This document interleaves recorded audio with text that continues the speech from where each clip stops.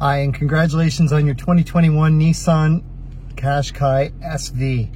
This is a great vehicle. It's been around for a while, but we've added some fantastic features on it. I know you're going to love your vehicle. It's why you bought it. But I want to go through and refresh your memory on everything that you get with this. And if you still have questions at the end, please don't hesitate to reach out. All of my contact info will follow. We're going to start right here at the infotainment system. You've got a beautiful 7-inch touchscreen display here. Now, my backup camera is going to show up immediately here, which we can see right away, and we'll get into this one a little more. We see we've got predictive lines as we're turning, but we're going to get into this a little more when we're talking about the safety features as well. On this, I've got AM, FM, satellite. When I go into source, I can see CD, which is right up here, USB, Bluetooth, auxiliary. What you don't see there is Apple CarPlay and Android Auto, which you do have as well. They just have not yet been connected and therefore are not showing up as a source. Your satellite radio, which is where we're at right now, is free for the first 3 months. After that, if you don't want it, don't do anything. It will revert back to channel 1, which is your preview channel. If you do want it, when it goes back to channel 1, there is a toll-free number there that's going to help you be able to contact SiriusXM. So as you see there, and there's my toll-free number, and they'll help you get everything all set up with this. So nice and easy access for everything there. Now, to hook up your phone, you're going to go into settings and then connections. And then you're going to hit add new, and it's going to look just like this. Now, when you do that on your phone, you're going to go into your settings. If you're on an Apple phone, you're going to go into Bluetooth, and then you're just looking for My Qashqai. As soon as it pops up, click on it. Confirm the number that matches up is the same and hit pair, and then press allow when it asks to add your contacts. If you're on an Android phone, you're going to go into the connections, and then Bluetooth, and then you're going to look for My Qashqai. And again, you're going to confirm the number is the same, press pair, and you're going to press allow twice, once for your contacts and once for your messages. Now, if you're also on an Android phone and you have a lock screen, from there you're going to hit the back button on your phone, and you're going to come back out to the connection screen, and then you're going to do it again to get back out to the main screen. You're going to scroll down, you're looking for lock screen or security settings, and then lock screen. Once you're in there, you want to go into trusted devices. Then you're going to add a trusted device, and you're going to add My Qashqai. If you don't do this while you have a lock screen, your phone will disconnect on you in a very, very short period of time after leaving your driveway. We're going to back out of here. There is a back button on the screen as well as a physical back button here. But to change my clock when the time comes for daylight savings, if you're in one of those areas, go into clock, set clock manually, and then you can adjust everything right here. And it's very, very easy to do so. And when you change it here, for instance, like so, I'm going to increase my minutes. It changes over here as well. So there is an option in the settings over here to change your clock, but it's much easier to do so up here. We're going to back out of this screen and back out again, and we'll back out one more, and we're back to where we started. Down below, we've got dual climate control. If you want to set it, all you got to do is turn your dial to whatever. You've now got 2 separate temperatures set. As soon as your passenger is out, push the button and everything goes back to the driver's side setting. Now, we do recommend find a temperature that you're comfortable with, and then once you do, just set it for auto. It will set the airflow wherever it needs to and adjust the fan however it needs to get you either up or down to that temperature as fast as possible, and then it will do just what it has to maintain that temperature. So it's very, very easy. I've also got my rear defrost over here, which activates my heated side mirrors. Down below, I have a USB port, an auxiliary port, and 12-volt power port. Now, new this year, we've got an electronic parking brake with auto hold. So what I will tell you is your electronic parking brake, to activate it, just lift up, and it's engaged, and it shows you right up here on the dash as well. To disengage it, I need to have my foot on the brake first.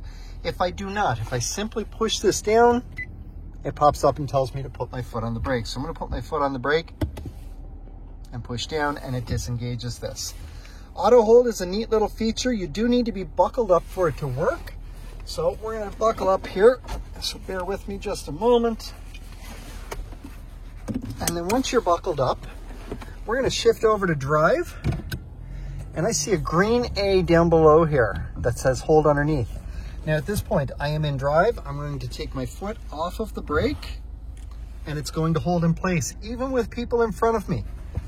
This means that my brake is held on and it will not move until I touch the gas, which with people in front of me, I'm not going to do because I don't want to give them a heart attack. However, once I do that, my A is going to turn white and the vehicle will start to move again. If I sit like this with the brake held for 3 minutes or longer, it will turn the auto hold off and engage the parking brake all at the same time. And again, as soon as you touch the gas, the parking brake will turn off, the A will re-engage as white, saying that it's enabled but not held on. And again, all you got to do to make it move is just touch the gas pedal down there and your A is going to turn white and the vehicle will start to move for you. So now that people are starting to move, we're going to give them a second here and I'm going to touch the gas just a little bit. You can see right away there, it does that. I hold the brake in, it's back green again. My foot is off the brake and I'm not moving. As soon as I touch it, it's back to white, press and hold, and we're held again. And because it was green when I held it, and then shifted to park, it automatically turns on my parking brake for me, as we can see there. This is a great feature at a stop sign, a red light, or in a drive-through, especially if you have any kind of a wait. Heated seats are right down here, high and low, very easy to operate. Next up, we're going to have a look at the steering wheel and a lot of the controls to go with that. On my steering wheel on the right-hand side, on the bottom here, I have a button to answer a call or hang up once I'm done. My voice button will allow me to make an outbound call, or depending on the type of phone that you have, it will access the voice recognition system. So for example, if you have an Apple phone, it'll access Siri. If you have an Android phone, it'll access Google Assistant if they are set up.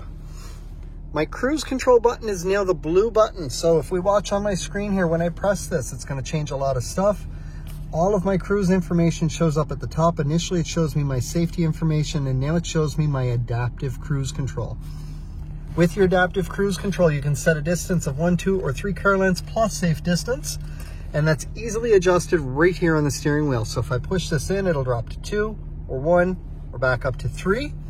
Just as an example, 1 car length plus safe distance while doing approximately 100 kilometers an hour will give you approximately 2.5 car lengths between you and the vehicle in front of you. Now, if you only want normal cruise instead of the adaptive cruise, I'm going to turn my cruise off, and instead of just pressing the button and letting go, I'm going to press and hold, and you see everything has changed. So now it's just normal cruise control, no adaptive, no ProPilot, no assistance, it's just you. So I'm going to turn that back off and turn my adaptive cruise back on, because with this I also have ProPilot Assist. ProPilot Assist, and it's on, I can see that with the steering wheel right here. This is assisted steering. It'll help drive the vehicle with you using the adaptive cruise to keep a safe distance from the vehicle in front of you. When it engages, everything here will light up green. That tells you that your ProPilot is active. You'll also hear a ding when it happens, and then you'll feel the steering wheel start to move in your hands a little bit. It's helping steer the vehicle with you, and it's designed to keep you centered in your lane. To do so, it must be able to read both lines on either side of you as you're driving. And again, the cruise does need to be on with the adaptive cruise control so that it will maintain a safe distance as well. If you do not want the ProPilot on, but you want the adaptive cruise, down here on the dash, there's a picture of a steering wheel that looks identical. And when I push it, it tells me that it's off. Now that will not come back on the next time you restart the vehicle. You physically have to turn it back on in order for that to work. So we're going to come down to the left side here, and I am going to hit the left arrow a couple times because I want to put me back to the beginning. I have volume control for my radio right here, as well as my dial over here. My 2 arrows here, when I'm on AM, FM, or satellite, are going to go through my presets for me, and I will see that on one of my screens up here as well. And then my OK button with the arrows around it is going to change all of my information here. Now you can see this vehicle's already got 493 kilometers on it. It is brand new. But my trip odometer is showing 489.6 in 5 hours and 42 minutes. If I hit the down button, I get a trip 2. This one resets every time that you start your vehicle. Now also over on the side here, there is a trip reset. And if I look down at my odometer where it says 493, if I push the trip reset, I've got a trip that if I press and hold the trip reset button, it will reset. Trip B, same thing. And then back to my odometer. I'm going to hit my right arrow My fuel economy is showing 8.4, which is decent. My average, so I'm pretty happy with that. Now, with that said, if I press the OK button from this screen or from the trip odometer screen, I get a menu here. Now, I can reset just the fuel economy, or if I say all, I can reset the trip and fuel economy. Now, I've disabled the average speed screen because it is only an average. There is no digital speedometer with this. So I'm going to say all, and now my fuel economy is reset, as is my trip. And if I go down to trip 2, I notice my fuel economy has gone to 2. If I put it to 1, my trip is back to 1. So they correspond with each other. Next screen over, this is my radio info. So as I mentioned, if I go through my presets, I can see everything changes here on the screen, so I can see what's going on. But from this screen, if I press the OK button, it will change the source of my audio for me.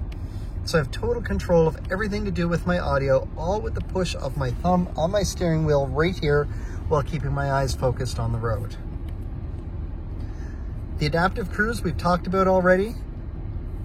However, we're now going to get into our safety features. So all of our safety features will give you visuals on this screen here to go with everything, but you're going to be more concerned with what's going on around you than you are the screen itself. In the front of the vehicle, you have automatic emergency braking with forward collision warning. The forward collision warning is something you will experience. For example, if I'm driving down the road and there's somebody turning onto a side street ahead of me, I'm doing 50 down the road, they're doing 10 around the corner. As the vehicle gets within range, it will beep at me because it recognizes I'm closing that gap 40 kilometers an hour faster than the vehicle ahead of me, and there is a risk of a collision. As soon as they finish rounding that turn, that all stops, nothing else happens, and you continue on. And when that beeping does happen for the warning, you will get a warning flash on the screen here. It's either going to be yellow or red, depending on how close you are when this happens. The automatic emergency braking is the next step of that process. So if they hit the brakes as they're rounding the turn, or the car in front of you hits the brakes, and you're now closing that gap really fast, it will beep at you. It'll flash the warning on the screen. The gas pedal will push back against your foot a little bit, but you're not going to feel it because your foot's going to be lifting to go to the brake. If you do not get on the brake fast enough, and I've only had it happen once in the last 4 years, but it does happen. If you can't get on the brake fast enough, then the vehicle will start to apply the brakes for you to help avoid or minimize an oncoming collision. You also have pedestrian detection run through a camera up and behind your rear view mirror there.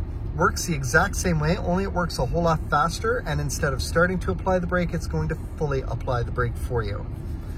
Your blind spot indicators are inside the vehicle on the A-frame pillars there. They will light up a dull orange and stay lit up as long as part of the vehicle is in your blind spot. When this happens, there's no sound at that point. However, if my driver's side is lit up, and while it's lit up, I signal to go left, that indicator is going to start to flash, and then it will beep at me from inside the vehicle to tell me, check over my shoulder, I do have something in my blind spot. Rear cross traffic detection is for when you're backing out of a parking spot. If there's anything coming at you from either side inside the vehicle, it will beep at you to tell you to hold up, there's something coming. But whichever side it's coming from, the blind spot indicator on that side of the vehicle will be flashing to say you've got something coming at you from this side. Now, earlier I showed you the backup camera. With that, we've got rear sonar and rear emergency braking. So my sonar shows up right here. I have no sound at the moment because what's behind me is above the green hash marks. Once I start to move here in a moment, you'll hear some beeping start, and the closer I get, the faster the beeping will get until it hits a point that I'm almost in a steady tone because I'm down near these red hash marks. And if I'm still going back, the vehicle is going to fully brake for me. It's not going to make, it is going to make a sound. It's a horrible sound. However, that's perfectly fine. It means that there was no contact. So let's test this out. And there it is right there, right at the red hash marks. It hit the automatic emergency brakes for me. So that's my rear emergency braking. The final piece of your Safety Shield 360 that you have is high beam assist. So I just covered the light sensor up front there to trigger the lights to come on. I'm going to push my signal indicator forward, and I see a new light show up down here. So it looks like a green bullet with an A.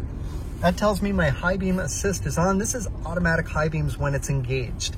So at nighttime, because it does need to be dark out, when you're driving along and it's dark enough, if there is anything at all in front of you, it will automatically turn off your high beams. The moment there's nothing in front of you, they'll automatically come back on. This is a great feature out on the highway at night. Now I'm gonna move this back into the normal position, which turns off the high beam assist, and I will uncover the light sensor and my lights will go back out because it's too bright out right now for my lights to be on. Our next screen over is our tire pressure monitoring screen. This will start to populate once you start to drive. It'll show you all 4 wheels individually with the exact pressure. Now, no matter what screen you're on, if you get a low tire, it will pop up with a warning and tell you low tire pressure. From there, it's going to tell you which of the 4 tires is low and what the exact pressure is. Once that happens, just go somewhere that has an air pump and start putting air into the tires that it needs, but leave the vehicle running while you do so, because once it gets to the proper air pressure, your horn's going to beep once to tell you to stop. If for some reason you were to continue putting air into the tires, you will hit an upper limit, or maybe you went to the wrong tire. You'll still hit that upper limit and the horn will beep 3 times in a row. We ask you to do one of 2 things in this case. Either do the same thing to the other 3 tires, or start taking some air back out of the tire that you just hit that upper limit in. Once you get back down to the correct pressure, it'll beep the horn once to tell you to stop. This screen here is going to show us when you're in front wheel versus all-wheel drive. Now, because it's an intuitive all-wheel drive, as you pull away from a dead stop, it's going to be an all-wheel drive. Once you get going, it's going to drop down to front wheel drive, as we see here. Now, if you engage any situation that requires additional power, like a large hill or any traction conditions, hydroplaning, slippery roads, loose gravel, whatever the case may be, it will automatically engage all-wheel drive and it'll be a 50-50 split. Now, there is an all-wheel drive lock button down below here, which will keep you locked into all-wheel drive up to 40 kilometers an hour. Once you get above 40 kilometers an hour, the all-wheel drive lock is going to come off, and you can see it on the screen over there. That will come off once you get above 40. You'll drop down to front-wheel drive. However, your vehicle, whether you use the all-wheel drive lock or not, your vehicle will engage all-wheel drive as needed up to 145 kilometers per hour. So anywhere that you can legally drive in North America, you have all-wheel drive available to you. Our warning screen is here. Now, there's multiple different ways to cause a warning. I'm going to open my door just to show there is a warning there. Now, let's close this for a moment and go back. So, any screen at all, a warning can pop up, and it pops up on the screen as well as my little warning light over here. And if I press the OK button, it goes away on the screen, but my warning light stays. If I'm driving along and I forget what my warning light is on, I can go over to the warning screen and it will tell me, in this case, warning 1 of 1. If there was multiple, you can use the up and down arrows on my steering wheel to scroll through the different options. And to clear off the warning, simply correct the issue and it will go away all on its own. Our last screen over is our settings. Now, there's a couple settings I do want to change with this. So we're going to start by going down to the vehicle settings and then locking. By default, Nissan vehicles will automatically unlock your doors for you when you turn the vehicle off. So we see it's already set to shift for ignition off. Most people prefer that once you shift into park, it turns it off. So what we're going to do is we're going to set that shift to park, and now it's set. So now every time I shift into park, it will automatically unlock the doors for me. I'm going to hit the back arrow here, and I'm going to go down to wipers. Now, drip wipe is already turned on, but I want to turn on speed dependent and reverse link. Speed dependent means that when your wipers are on intermittent and you've set your speed, you're driving along residentially, they've got the delay on them that they do. As you loop out onto the highway in a higher speed, that delay will automatically shorten a little bit to account for the fact that you now have changed your speed. Reverse link means I've got my front wipers on, but my back wiper is not. And in that scenario, I shift into reverse to back up.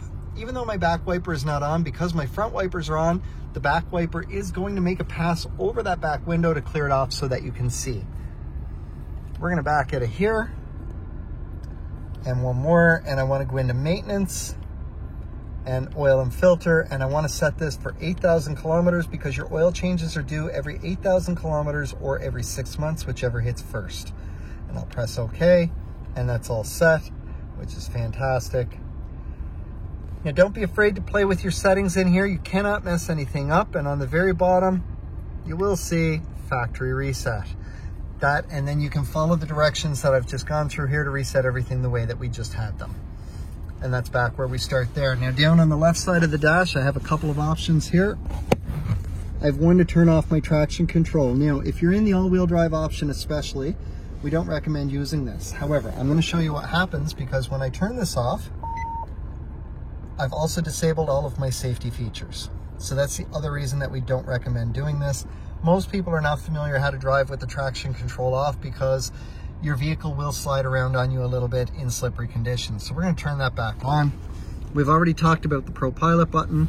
Down on the left, I have a heated steering wheel button, which will warm up my leather wrapped heated steering wheel.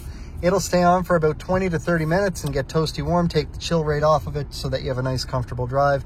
It'll automatically turn off at that point. If you want it back on, just reach down, hit the button again. We've talked about the all-wheel drive lock. You have Sport and Eco mode. Sport mode will show up in brown below your park indicator, and Eco will show up in green below that. Sport mode is for when you're losing your passing lane and you want to get out and around somebody in a hurry so that you have that opportunity. Hit Sport mode. Your RPMs will rev a little bit higher, but you will have more torque on the motor and it'll be more responsive. It will allow you to get past whoever you're looking to get past. Just don't forget to take it back out of sport mode, as it is harder on gas. Eco mode is kind of the opposite. It's going to tone your motor down a little bit. Most of the time, you're not even going to notice it, except if you want to pull away quickly from a dead stop or get out and around somebody in a hurry. It is going to feel a little bit sluggish compared to normal or sport mode, but your gas will go further. Couple last things, we do have a moonroof on this, and our controls for it are right here. If I simply push forward on this, it will tilt. If I push back one click, it'll close it, and then I can push it 2 clicks to open it up, but I'm not going to open it up all the way. I'm going to stop it there because it is a little wet out at the moment. The other thing I do want to go over is our key fob. Now my key fob, I do have a panic button, unlock, lock, and remote start. To remote start your vehicle, you're going to hit lock and then press and hold this top button for 5 real seconds. Once you do that, it will remote start your vehicle from up to 200 feet away. At that point, it's going to run for up to 10 minutes. If you don't get in within 10 minutes, it will turn the vehicle back off. If you decide you're not going anywhere, press and hold this top button for 2 seconds and it'll turn it back off. If you're running behind and at the 8-minute mark, you know you're not getting outside, or 9 or whatever it is, do the exact same thing. So lock and hold the top button for 5 full seconds. It will add an additional 10 minutes to the count from wherever you're at. So if you've been running for 8 minutes, it'll now run to the 18-minute mark. If you try and cheat the system, remote start it and then do it again right away, you'll get a total of 11 minutes running out of your remote start. You can remote start this twice or once with one extension without ever getting into the vehicle. After that, you have to physically get into the vehicle, start it up, and from there it will reset it so that you can do it again. Now, because it is a key fob with a push button ignition, that to start, you put your foot on the brake and push the start button. After you've remote started it, you still need to do the same thing. You need to get in and engage the vehicle by putting your foot on the button, on the brake, and pressing the button in. The very first indication that your battery in your key fob is getting low, it's either going to pop up here and tell you low key fob battery, or you'll go to start it and it'll pop up and say incorrect key ID. Don't panic. Your key is fine. It's with you. Let the message go away. Try again. It's now time to start thinking about changing the battery in your key fob remote. If you continue to go where that message just keeps popping up because you haven't had a chance to change it, you're eventually going to hit a point where it just won't start for you, or maybe the battery inside is completely dead and won't open it. On the back, there's a little switch that if I push it over and lift up, there's a key for the driver's side door.